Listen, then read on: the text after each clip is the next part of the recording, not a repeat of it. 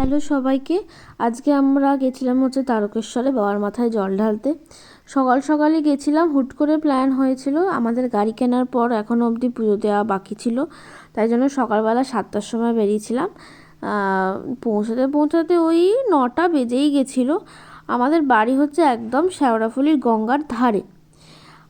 কথায় আছে না যে যাদের কাছে যত বেশি তারা সেটাকে ইউজ করে না, ব্যাপারটা হচ্ছে আমাদের কাছে সেইটাই হয়ে গেছিলো। মানে আমার শেওড়াফুলিতে বাড়ি, লোকেরা তারকেশ্বর যায় হচ্ছে শেওড়াফুলির গঙ্গায় চান করে সেখান থেকে জল নিয়ে তারপরে হেঁটে হেঁটে তারকেশ্বরে জল ঢালতে চায়। আর আমার বাড়ি হচ্ছে শেওড়াফুলিতেই, তো আমারই যাওয়া হয়নি এখনো অবধি তারকেশ্বরে কোনো দিনও।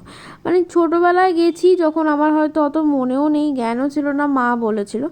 কিন্তু মা বাবা গেছে মাঝখানে অনেকবারই, 4-5বার, কিন্তু আমি এই প্রথম ভালোভাবে গিয়ে পুজো দিলাম, বাবার মাথায় জল ঢাললাম।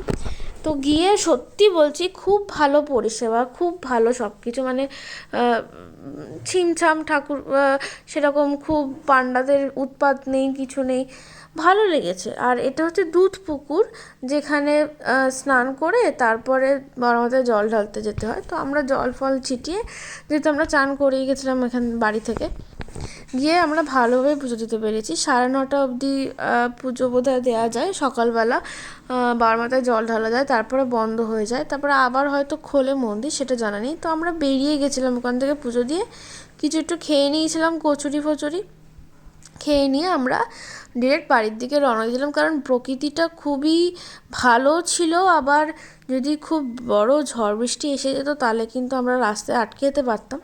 তাই জন্য আমরা লেট করিনি, আমরা মেঘলা মেঘলা ওয়েদার দেখে আমরা তাড়াতাড়ি বেরিয়ে আবার 11টার মধ্যে আমরা ফিরেও গেছিলাম। ওয়েদার তো খুবই ভালো ছিল, বেশি গরমও লাগেনি। মানে আমরা এবারে গিয়ে বুঝতে পারলাম যে কাতারে কাতারে যে লোক যায় আমাদের শেওড়াফুলি থেকে বা পুরো ওয়েস্ট বেঙ্গল থেকে যে লোক যায়, কেন যায় তারকেশ্বরে। মানে সত্যি বলছি, এবারে গিয়ে আমাদের মন মুগ্ধ হয়ে গেছিলো, মানে এত ভালো লেগেছে। বাড়ি ফেরার পথে একটু চা খেয়েছিলাম। ব্যাস আজকের মতো এটুকুই, দেখা হচ্ছে নেক্সট ব্লগে।